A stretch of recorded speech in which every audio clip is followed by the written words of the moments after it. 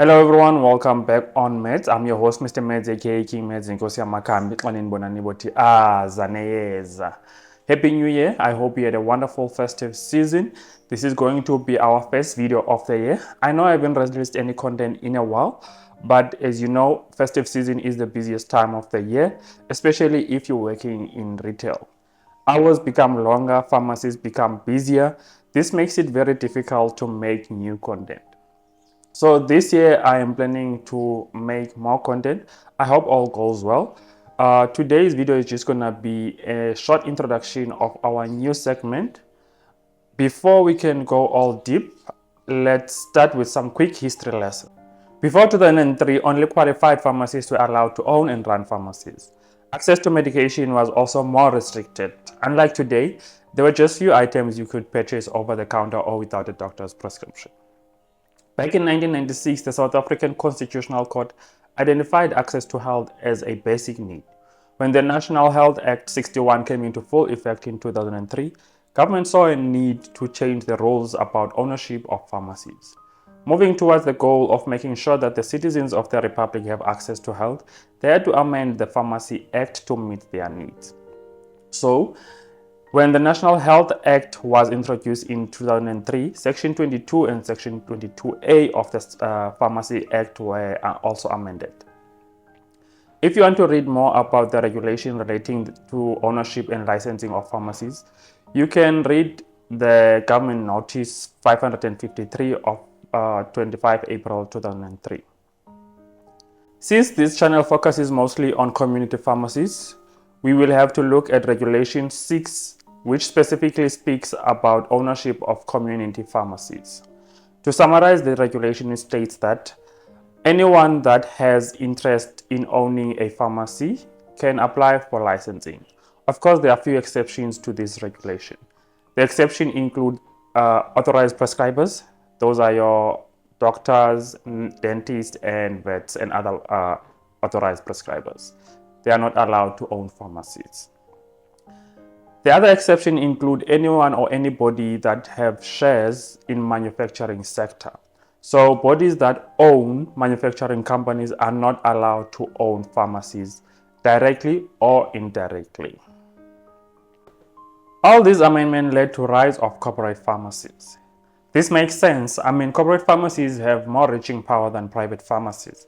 With more corporate pharmacies, it meant more accessibility to medication, hence getting closer to our goal of access to health. Health goes hand in hand with medication. For people to get healthy, they must have access to medication. Although this sounds all good, with increase in corporate pharmacies came with a lot of drawbacks. Remember, the goal of business is to make money. Same with corporate pharmacies, their goal is to maximize profit. During their effort to maximize profit, they had to cut the interaction time between the patient and the dispenser, with the corporate pharmacy requiring the average dispenser to not spend more than 5 minutes on a single patient. This meant that the average customer does not get proper counseling about safe and effective use of medication. However, let's also be honest. We cannot all blame it on corporate pharmacy. We live in a fast-paced world. We expect quick service everywhere. With most retail pharmacies being understaffed means dispenser must work under a lot of pressure. And they are more likely to skip a lot of valuable information during counseling, or they don't do it at all. The other factor might be lack of proper training among professionals. Remember, in some cases, you might be helped by a student pharmacist or a student pharmacist assistant that lack a proper experience and training about medication. All these factors lead to customer not receiving proper counseling about effective use of medication. I know we often overlook the importance of counseling during the dispensing process, but you must remember that as much as we would like to think of medication as safe, if not used correctly, they can cause more harm than good. I think we should be understanding medication the same way we understand the food we consume. Most addiction and side effects are caused by lack of information that is as a result of improper counseling.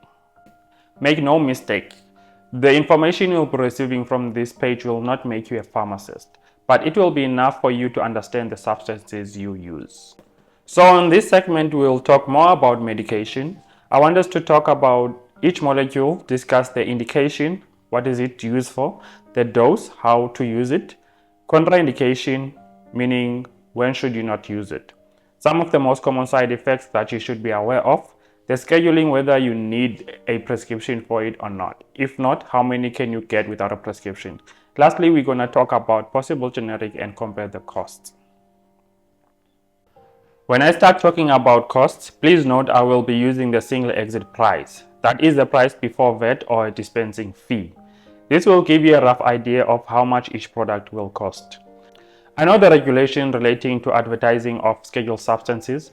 Although I would like to use images of available product in the market, items that are only available on prescription, that means from Schedule 3 going up, will not contain any image of any product. I will only use images of Schedule 0 to Schedule 2 items that you can get without a prescription. In the case where I use an image, that will not mean the product is better than the other generics in the market. I will use the image of a product that I think the public relate to the most. As a pharmacist, I exist in a space where brand names do not exist and no generic is better than the other. The information I will be sharing on this channel is not anyway meant to promote misuse of medication. It is only meant to create awareness so that whatever decision you make, you are aware of the risk and consequences. I know most of you will say that this channel will promote misuse of medication. Well, I sat down and think very long about this, and my conclusion was the lack of information is more dangerous than anything. Most people fall victim to misuse of medication due to the lack of proper awareness. This channel aims to address these issues. I'm not by any means perfect. I do my research before doing any video. I try to be exact, but I will also make mistakes. If by any means you know better, share your knowledge in the comment section below. I am open to corrections.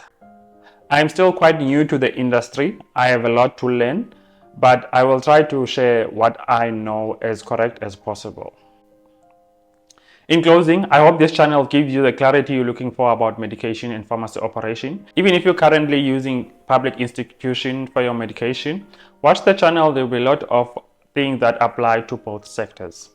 And as we all know, our public sector is currently collapsing. So it is especially important for you to familiarize yourself with how retail pharmacies operate. That's all from me today. I hope 2026 becomes a year of clarity. As always, stay on meds for more clarity, not confusion, one med at a time. I'll see you on the next one.